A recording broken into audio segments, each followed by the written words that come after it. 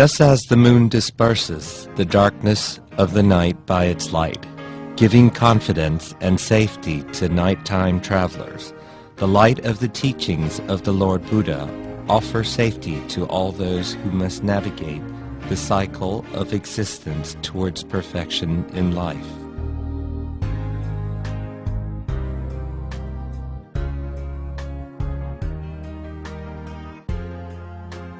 On the full moon day of each month, Buddhists throughout the world reflect upon the great compassion of the Lord Buddha in discovering and teaching Dhamma for the benefit of all beings.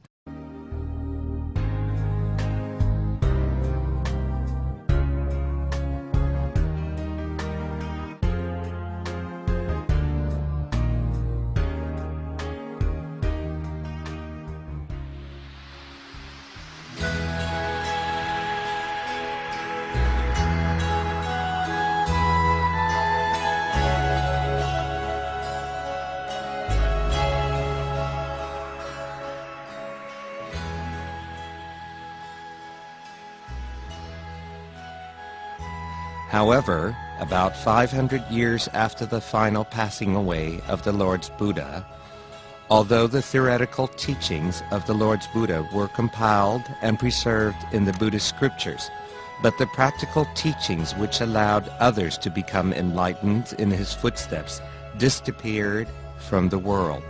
It was only 2,000 years later that a great monk was to sacrifice his life for Buddhism in order to rediscover this missing core of the practical teachings once known to the Lord Buddha.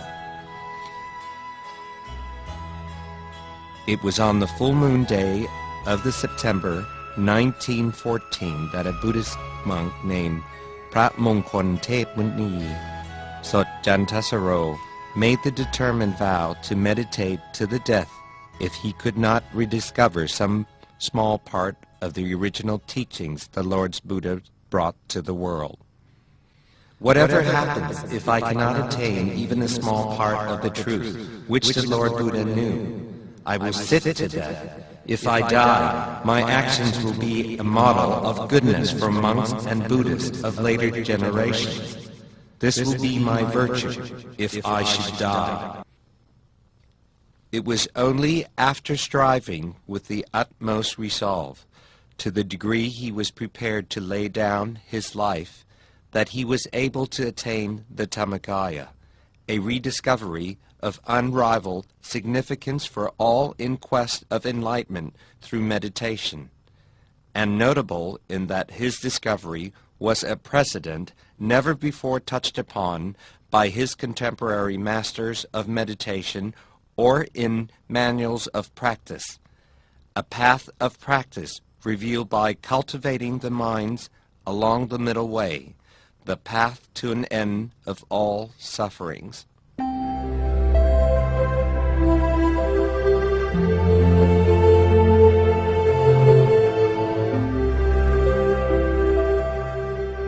Prat Mongkon Tep Muni was born Sodh Mek Kao Noi on the 10th of October 1885 in Song Pinong, Suphanburi, Thailand. His family home overlooked the village temple from the opposite bank of the river. His father was called Ngun Mek Kao Noi and his mother Sut Jai. He was the second born of 5 children.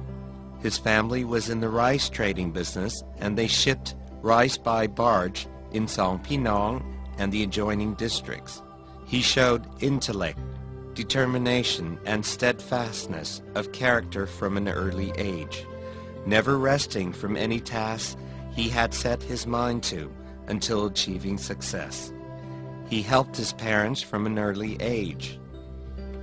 It was only at the age of 9 that he had the chance to commence his formal education when his uncle became a monk at Song Pinong Temple. Later, he continued his studies at Wat Bang Pla, Bang Lane, Nakhon Pathom until being fully versed in Thai and Khom languages.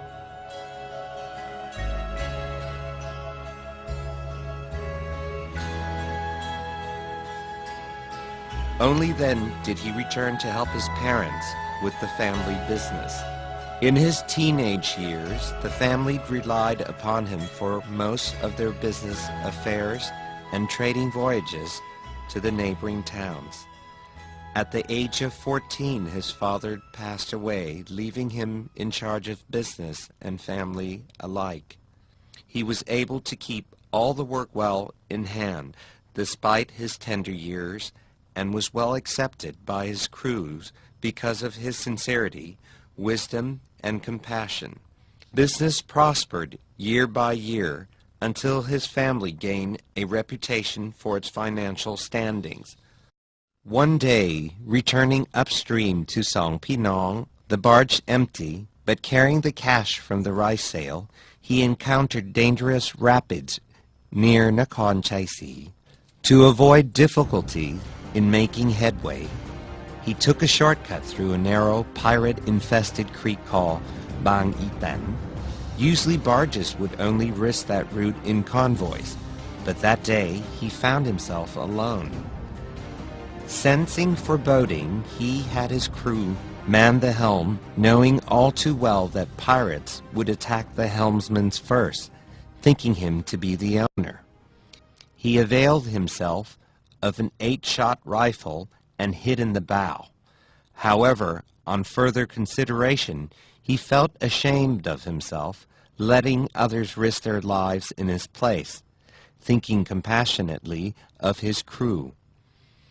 All the crew gets from me for looking after this wretched barge is 10 or 11 baht a month.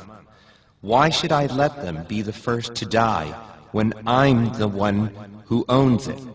If disaster strikes, they should look after their own skins, because they have wives and children dependent on them for the rice in their bellies. That day he was to escape danger, unscathed, but the crisis brought home to him the futility of the household life.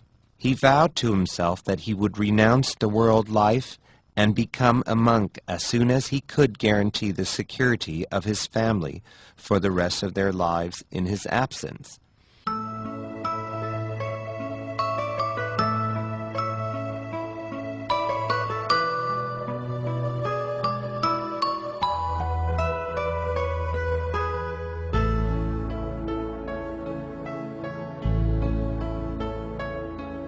At the time he made his vows, he was barely 19.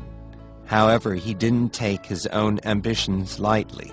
He took 3 years to amass sufficient wealth to support his family, only then entering the monastery for lifelong ordination. Luang Pa Wat Pak Nam took ordination at Song Pinong Temple and was given the monastic name of Candrasaro Piku. He remained only one rainy season at that temple before traveling to Bangkok to further his studies at Wat Chetupon in both scriptural and meditational subjects. He was outstandingly conscientious in his study of the scriptures from renowned teachers, traveling regularly to Wat Arun on the opposite banks of the Chao Phraya River, Wat Mahathat, Wat Sutat, and Wat Sam Bloom in search of knowledge. He even sought extra scriptural knowledge by spending time in temples such as Wat Mahathat, Suphanburi, and returned periodically to his home temple at Song Pinong. From the earliest days of his ordination onwards, Luang Pa Wat Pak Nam devoted the best part of his time to training himself in meditation. He meditated daily without exception and roamed from temple to temple in quest of knowledge concerning the proper way to meditate. In his 11th year as a monk, he found himself at Bodh Bon Temple, Bang Khu Wieng Nonthaburi. In the middle of his rainy season, he reflected on the vocation to ordain he had had in his heart since the age of 19. He realized that although he was now in his 12th reigns, he still had not attained direct experience of any small part of Buddha's enlightenment. He thus felt inspired to strive to the utmost on the full moon day of September 1914. When he returned from alms round that morning, he organized things to minimize any remaining worries in his mind and made his way to the main chapel to sit for meditation. He made up his mind that if he were not to hear the sound of the midday drums, he would no more move from his meditation mat. He meditated using the mantra Samma Arahang until he started to experience extreme pain throughout his body. He endured the pain by virtue of the vow he had made and eventually managed to transcend the pain. His mind became more serene until it came to a standstill at a single point at his diaphragm, appearing as a bright sphere, the size of a yolk of an egg, steadfast and joyous at his center. The same evening, having completed his various duties, he returned to the main chapel a second time for meditation and again vowed, "O Lord, impart to me the Dhamma which you attained on the day of your enlightenment. If my enlightenment will be of virtue and benefit to Buddhism, then please, O Lord, transport me to the greatest Dhamma. I shall be thy champion to maintain and uphold the greatness of thy teachings. But should my enlightenment be in vain, of no benefit to thy teachings, then, Lord, I will sacrifice my life in this meditation as the only offering I have for thee." The bright, clear sphere from earlier that day was still firmly established at the center of his body, and now became brighter and clearer at his center. It expanded and became as bright as the midday sun. The sound of the ancient words, Majjhima Patipata, or the middle way, were mysteriously to be heard at the center of his body. He was able to see a bright spot at the center of his body, and he expanded the sphere, enlarged, and disappeared. He whispered to himself, it's so hard like this. This is why no one else could manage to achieve it. Sensation, memory, thought, and cognition, all these things must be united into one single spot. Once the mind is filled, it ceases to be. Once it ceases to be, the new one can arise. Stopping his mind continuously, he was able to attain Dhammakaya, or body of enlightenment, a body which had an appearance similar to Buddha image with the lotus bud as its top knot, but completely clean and pure like crystal.